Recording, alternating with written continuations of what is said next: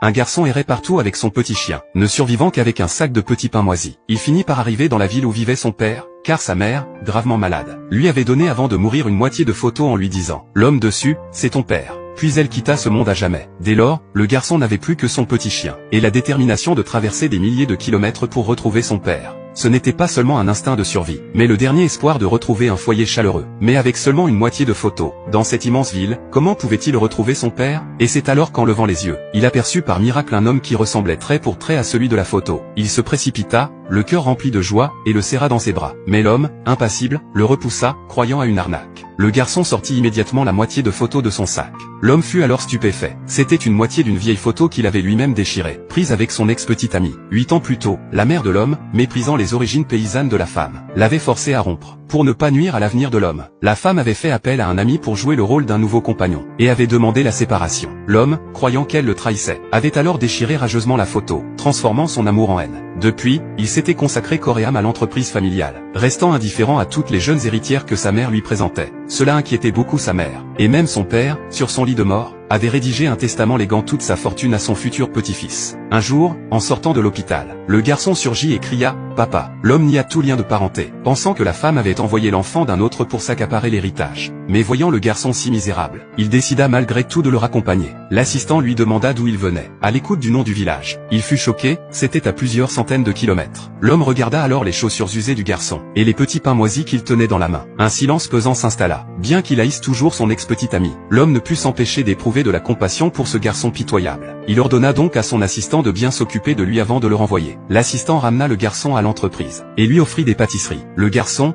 d'abord méfiant, se détendit en voyant le sourire bienveillant de l'assistant, et mordit dans le gâteau. Sans le savoir, il venait de fournir l'échantillon nécessaire à un test ADN. À ce moment-là, le petit chien s'échappa, et lorsque le garçon le rattrapa, il se retrouva dans le hall principal de l'entreprise. Voyant ce garçon en haillons, les employés voulurent le chasser, mais ils allaient bientôt regretter leur comportement, car l'assistant venait de recevoir les résultats du test. Le garçon était bel et bien le fils biologique de l'homme. Il courut immédiatement à l'hôpital annoncer la nouvelle. La mère de l'homme, folle de joie, annonça la nouvelle à son mari malade. Et, miracle, l'homme, dont le cœur ne battait plus, retrouva un pouls. Les médecins parlèrent d'un véritable miracle médical. La mère y vit un signe de bonheur, et décida d'aller elle-même accueillir le garçon. Mais en arrivant à l'entreprise, elle vit une femme en train de frapper le garçon. Le président fonça alors en avant, et hurla « Qui a osé faire ça ?»